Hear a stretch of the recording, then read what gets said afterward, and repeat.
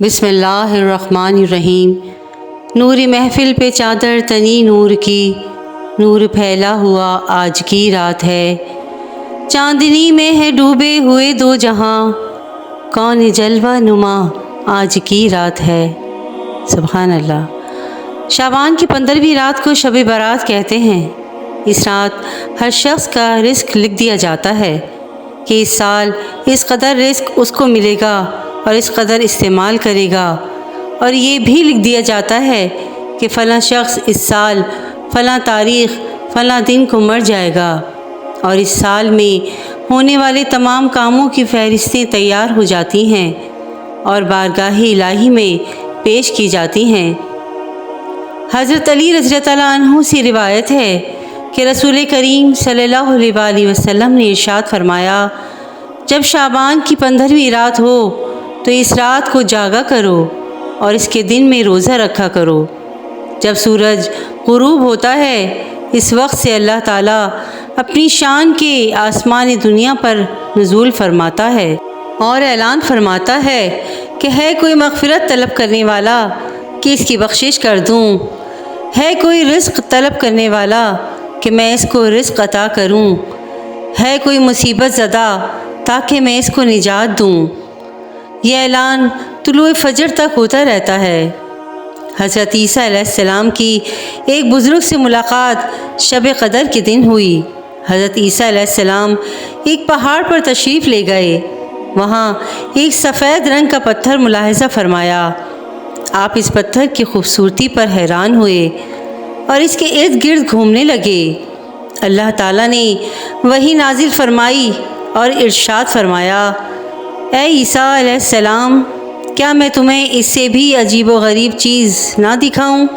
عرض کی، جی ہاں۔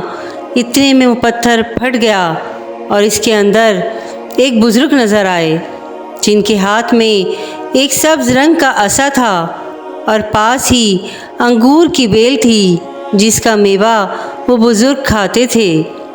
حضرت عیسیٰ علیہ السلام نے اس بزرگ سے پوچھا، یہاں عبادت کرتے ہوئے کتنی مدت گزری ہے؟ اس نے کہا، میں 400 سال سے یہاں عبادت کر رہا ہوں۔ یہ سن کر حضرت عیسیٰ علیہ السلام کہنے لگے، اے پروردگار، اس سے افضل تو کوئی شخص نہ ہوگا۔ تو بارگاہ خداوندی سے جواب آیا، اے عیسیٰ علیہ السلام، میرے محبوب محمد مصطفیٰ صلی اللہ علیہ وسلم کا امتی جب 15ویں شعبان کو 2 رکعت نفل ادا کرے گا تو اس شخص کی 2 رکعت نفل کا ثواب اس شخص کی 400 سالہ عبادت سے زیادہ ہوگا۔ یہ سن کر حضرت عیسیٰ علیہ السلام نے کہا، کاش کہ میں بھی محمد مصطفیٰ صلی اللہ علیہ وسلم کی امت میں ہوتا۔ سبحان اللہ۔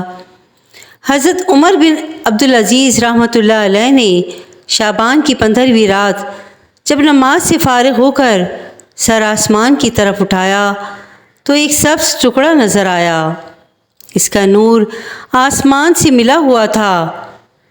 اس کے ٹکڑے پر لکھا ہوا تھا، یہ جہنم سے آزاد ہے، اور یہ ملک العزیز اللہ تعالیٰ عمر بن عبدالعزیز کی طرف ہے۔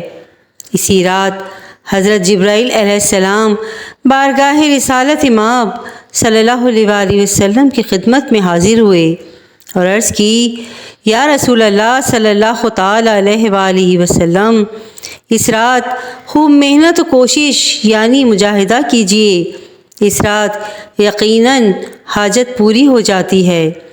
جب حضور علیہ السلام نے خوب محنت و مشقت فرمائی تو حضرت جبرائیل علیہ السلام دوبارہ حاضر ہوئے اور عرض کی، یا رسول اللہ صلی اللہ علیہ وسلم، اپنی امت کو خوشخبری سنا دیجیے کہ اللہ تعالیٰ نے آپ کی ساری امت کو بخش دیا ہے سوائے ان کے جو شرک کریں۔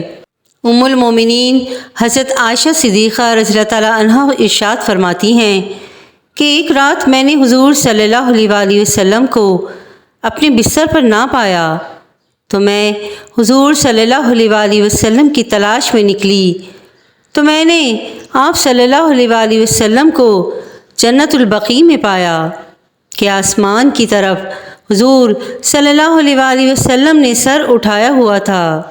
مجھے دیکھ کر حضور صلی اللہ علیہ وسلم نے فرمایا، اللہ تعالیٰ نصف شعبان کو آسمان دنیا پر جلوہ گر ہوتا ہے اور قبیلہ کلب کی بکریوں کے جس قدر بال ہیں ان سے زیادہ لوگوں کو بخش دیتا ہے۔ شب برات برکتوں اور رحمتوں والی شب ہے۔ اس شب کو برکت والی رات، دوزخ سے نجات والی رات، مغفرت والی رات، گناہوں کو مٹانے والی رات، دستاویز والی رات اور شفاعت والی رات کا بھی کہا جاتا ہے۔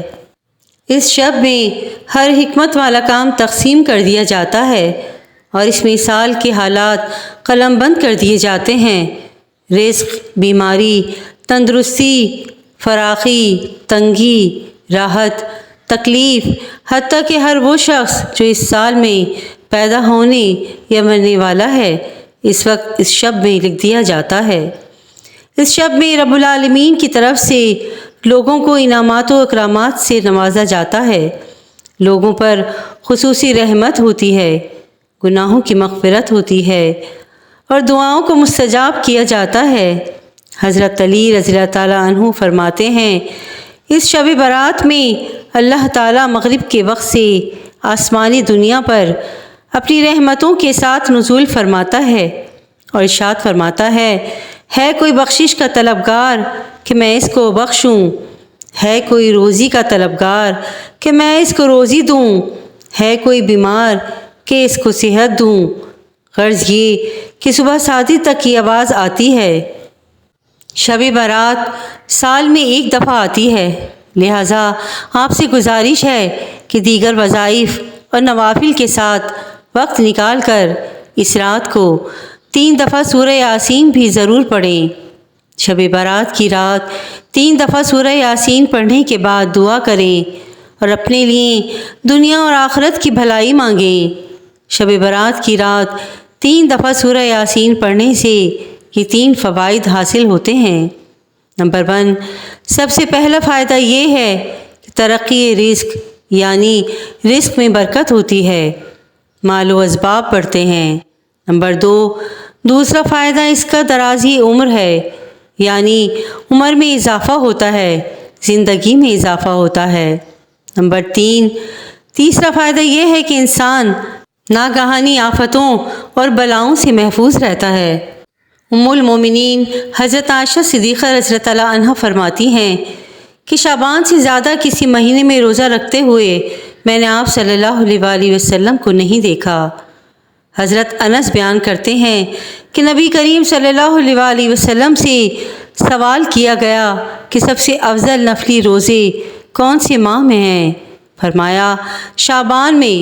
آپ صلی اللہ علیہ وسلم نے فرمایا جو شخص ماہ شعبان میں 3 روزے رکھتا ہے اور پھر وہ مجھ پر صلاۃ و سلام پڑھتا ہے تو اللہ تعالیٰ اس کے تمام گزشتہ گناہ معاف فرماتا ہے اور اس کے رزق میں برکت فرماتا ہے۔